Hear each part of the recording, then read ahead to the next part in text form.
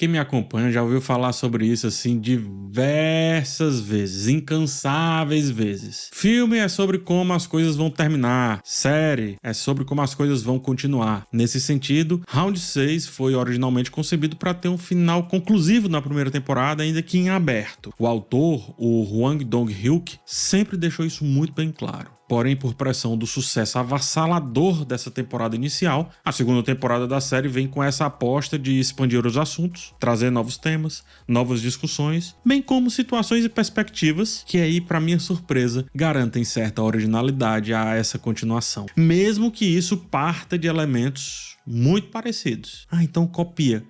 Copia, mas não faz igual. A questão é, será que o autor conseguiu realmente acertar novamente aqui? Vou responder isso, mas primeiro a sinopse, tá? Ji-hoon, o vencedor da primeira edição do Round 6. Round 6 é Round 6, não faz sentido. O nome da série em inglês é Squid Game, foi traduzido no Brasil para Round 6. Então, Round 6. É em português mesmo, não é six. Enfim, o vencedor da primeira edição do Round 6 continua buscando cumprir a sua promessa, eliminar a possibilidade dos jogos continuarem existindo. Entretanto, ele descobre que o Round 6 é muito mais complexo e vem de pessoas muito mais poderosas do que ele imaginava. E o Ji-hoon acaba mergulhando em uma nova edição. Só que dessa vez seu objetivo não é ganhar e tudo mais, também não é apenas sobreviver, mas é convencer as pessoas a abandonarem a sua ganância, a preservarem suas vidas, a tentarem escapar desse ciclo mortal e aparentemente eterno.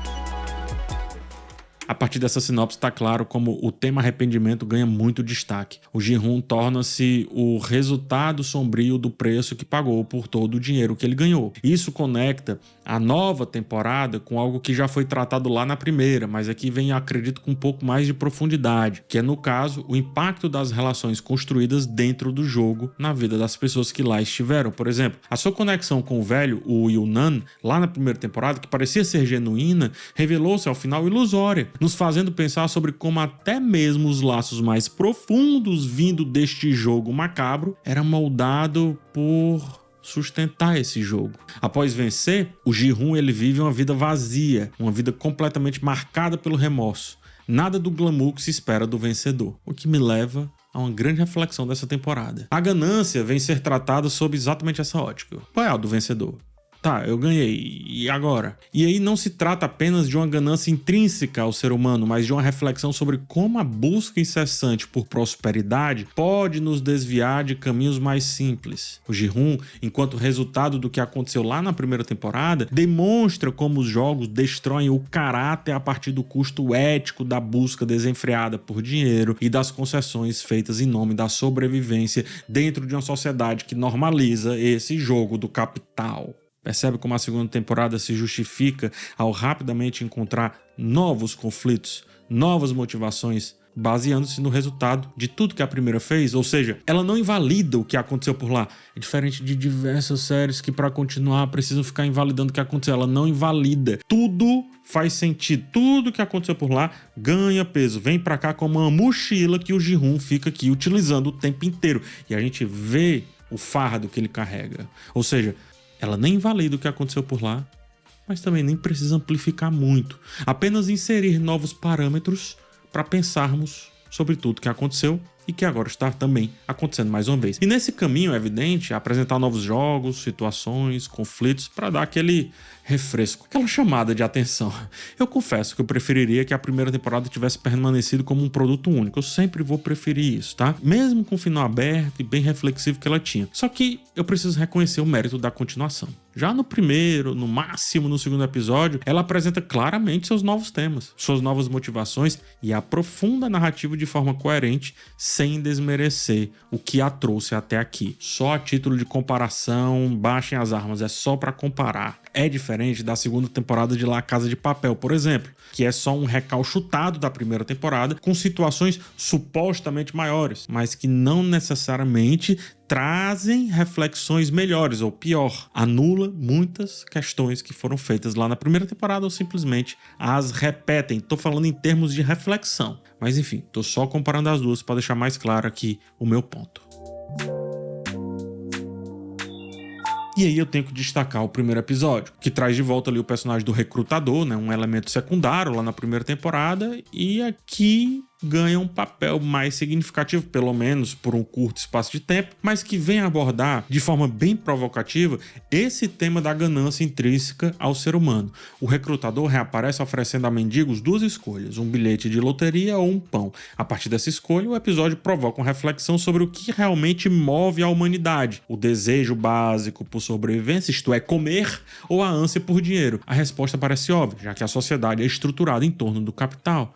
Pessoas marginalizadas enfrentam a fome, é verdade, mas enfrentam dívidas, enfrentam o desespero, justamente pela falta de recursos financeiros que rege a sociedade, portanto estão à margem da sociedade, porque não tem isso aqui, não tem a grana. Então é impossível optar pelo alimento. Na visão distorcida desses que fazem os jogos, essas pessoas são doentes, como a série afirma várias vezes. E tudo bem, portanto, é a eliminação delas, é o que eles tentam vender, ou seja, é como se a elite olhasse para baixo. Mas a verdade é que essas pessoas são também resultado de uma dinâmica da nossa sociedade do capital, uma dinâmica que também expõe o sadismo de indivíduos, como o do recrutador, que manipula essa fragilidade humana para satisfazer os seus próprios interesses. Esse sadismo é explorado ainda mais em uma interação muito engenhosa entre ele e o Ji-hoon, destacando várias questões morais que vão permear a série nessa segunda temporada como um todo. Afinal, nessa sociedade, nós jogamos porque gostamos do jogo ou porque o jogo é a única opção viável de realmente sobreviver? Por que pegar o pão se ele não vai resolver o futuro, mas apenas o presente? E olhe lá!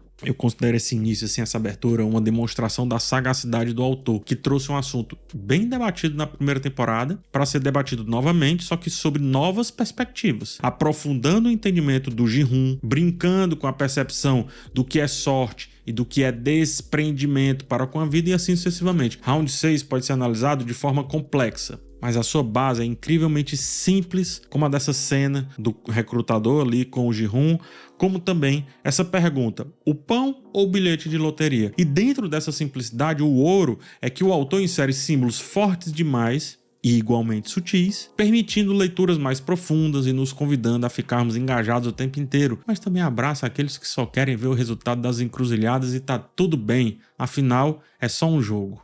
Fora isso, assim, eu acho interessantíssimo como todo tempo ele também tá brincando conosco ao deixar rastilhos para sentirmos possíveis furos de roteiro acontecendo na nossa frente, e aí em seguida ele reconhece e usa esses furos a favor do próprio roteiro.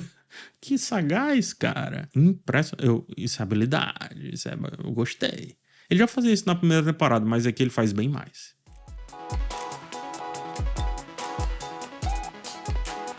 A busca por originalidade nessa segunda temporada se manifesta, acredito, ao trazer novas perspectivas para uma história muito parecida com a da primeira temporada. Um exemplo aqui é a abordagem, até mesmo antes do Round 6 começar, a abordagem da vida de um dos trabalhadores, por exemplo, aqueles que usam uniformes rosa, máscaras, né, com as formas e tudo mais, e que executam os jogadores que vão perdendo. Essa abordagem debate como ambos os lados daquela dinâmica, o agressor e o agredido, compartilham origens assim bem semelhantes. Todas vindo, portanto, do desespero, um signo fundamental para essa história. Percebe como o Ji-hoon tá muito mais desesperado do que na primeira temporada? É porque desespero é um dos signos mais importantes dessa temporada. Mais importante. Do desespero as pessoas viram agressores, do desespero as pessoas viram jogadores, do desespero o Ji-hoon tenta colocar a sua vida em risco para salvar tudo aquilo dali. Desespero. A mão que segura a arma e o corpo que sofre as consequências dessa arma estão essencialmente no mesmo barco, separados, male, por uma estrutura de poder que define as suas funções no jogo, igual à nossa sociedade, onde muitas vezes quem segura o chicote não tem uma origem tão diferente assim do chicoteado. Vide a origem aí de vários policiais que é muito parecido com a dos bandidos que o Estado os fazem caçar. Moram no mesmo bairro, frequentam os mesmos locais e assim sucessivamente. Pior, quem tenta fazer algo diferente, isto é, a favor do que resta de humanidade, passa a ser alvo dos seus pares, como acontece também nesses dois cenários propostos. E nesse caso aqui, como acontece do lado dos trabalhadores e também no cenário dos jogadores. As dinâmicas entre eles, é isso que eu quero dizer, são quase as mesmas. Quando você pensa que está no comando, quando você pensa que está no controle, tem mais outro. E essa série, ou melhor, essa temporada também debate sobre o fato de sempre ter um peixe maior. E assim as estruturas de poder se perpetuam ao explorar a ideia do desespero. de todos os lados, em todos os sentidos. Alimenta-se da pobreza, alimenta-se da vulnerabilidade de todos, de quem segura a arma e de quem recebe a bala, como eu falei.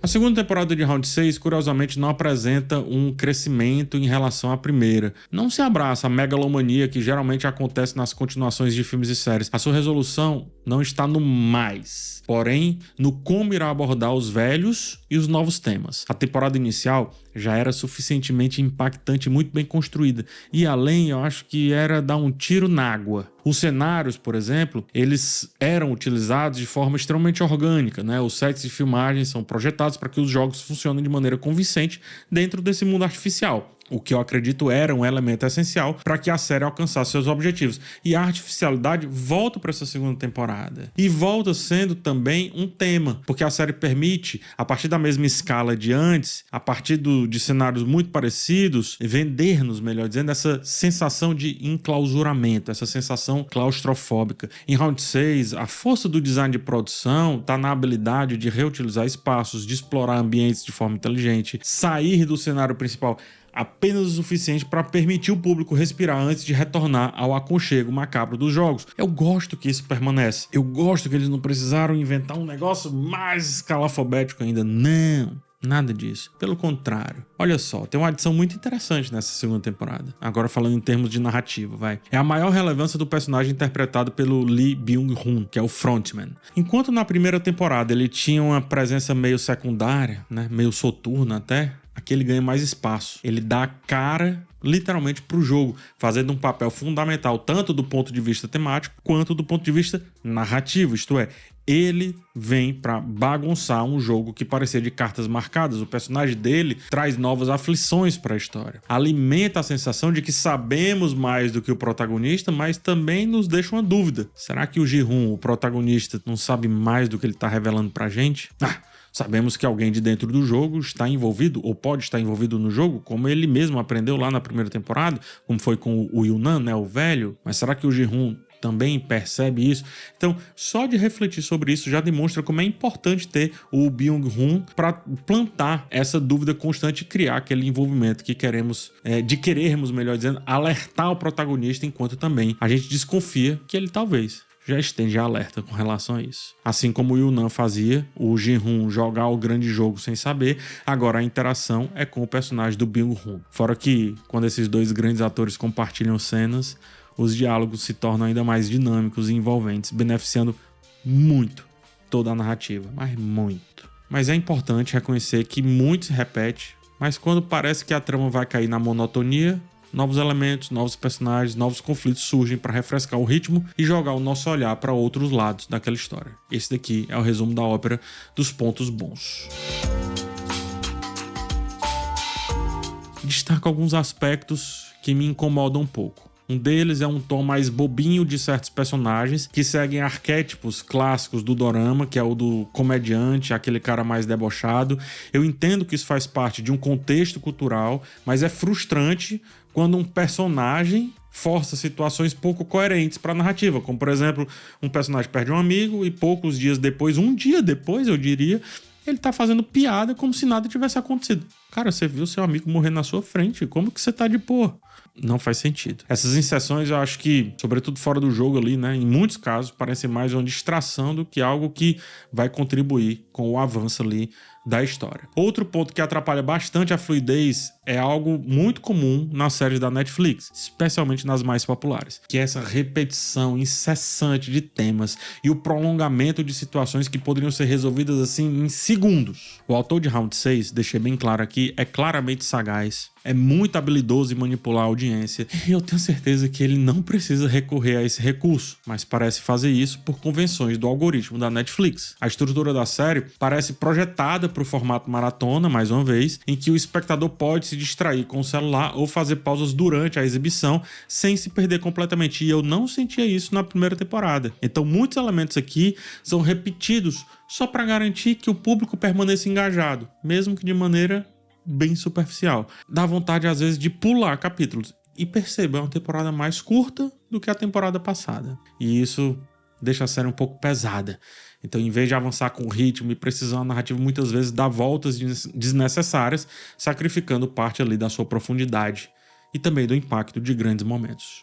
De novo, falo e repito, não maratone, não vale a pena. Mas eu valorizo profundamente que o autor tenha mantido a sua assinatura. Acho que esse é o ponto mais alto de todos, né? E que assinatura é essa? Que é esse pessimismo com tudo aquilo, sabe? Eu valorizo muito que esse pessimismo não tenha sido comprometido por demandas comerciais ou demandas algorítmicas, né? Como finais felizes, resoluções idealizadas que frequentemente marcam aí produções mais simplórias. Mesmo quando os desfechos aparentam ser positivos, digamos assim, o autor entrega uma infelicidade que permeia a conquista, assim, e eu adoro esse sentimento. Revela a fragilidade do sistema e como ele oprime continuamente, mesmo quando parece ter acabado. Aqui essa infelicidade não é só implícita, como era lá na primeira temporada. Aqui eu acho que ela é explícita. É força motriz para o personagem, o protagonista, e depois também vem como resolução, permanecendo com o sentimento de impotência que a primeira temporada chegou ou deixou, mas aqui fazendo de uma maneira um pouco diferente, isto é,